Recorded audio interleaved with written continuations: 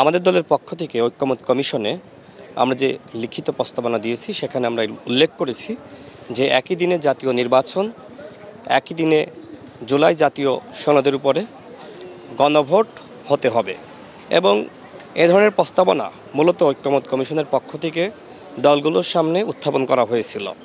তার প্রেক্ষিতেই আমরা এটির পক্ষে আমরা পজিটিভ মন্তব্য দিয়েছি, কিন্তু পরবর্তীতে শুধুমাত্র জামাত তারা বলছে নভেম্বর মাসে গণভোট হতে হবে। জামাত ছাড়া অন্যান্য দলগুলো তারা মনে করে যেহেতু সময় হাতে মাত্র ৩ মাস, এই ৩ মাসে দুটি নির্বাচন করা কোনোভাবেই সম্ভবপর নয় এবং সে ধরনের আর্থিক সক্ষমতাই সরকারের নাই। তো আমার কাছে যতটুকু তথ্যপত্র রয়েছে যে অধিকাংশ উপদেষ্টারাই মনে করে যে ৩ মাসের মধ্যে দুটি নির্বাচন সম্ভবপর নয়। সেই জায়গা থেকে একই দিনে গণভোট এবং একই দিনে জাতীয় নির্বাচন সেটি সরকার করতে চায়।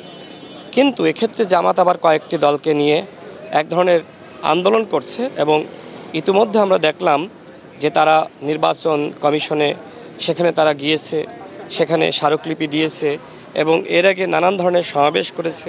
হ্যাঁ, তারা সমাবেশ করতেই পারে, কিন্তু কোন আন্দোলন যৌক্তিক আর কোন আন্দোলন অযৌক্তিক সেটি তাদেরকে বুঝতে হবে।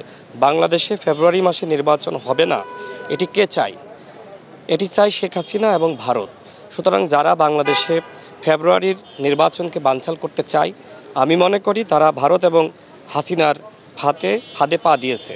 সুতরাং আমরা কোনোভাবেই এই ভারত এবং হাসিনার ফাঁদে যারা পা দিচ্ছে, পা দিয়ে যারা মনে করছে বাংলাদেশে ফেব্রুয়ারি মাসে নির্বাচন হতে দেওয়া যাবে না, আমরা কোনোভাবেই তাদেরকে বাংলাদেশে ওই ধরনের অপ্রীতিকর পরিস্থিতি সৃষ্টি হয় সেটি আমরা সৃষ্টি করতে দিব না। প্রয়োজনে আমরাও রাজপথে নামব ফেব্রুয়ারি মাসে নির্বাচনের দাবিতে, একই দিনে গণভোট এবং জাতীয় নির্বাচনের দাবিতে আমরাও রাজপথে নামতে প্রস্তুত রয়েছি। এবং জামাত তারা মনে করছে যে আমরা মাঠে নেমেছি আর সরকার আমাদের দাবি মেনে নিবে, বাকিরা কি আমরা নাই?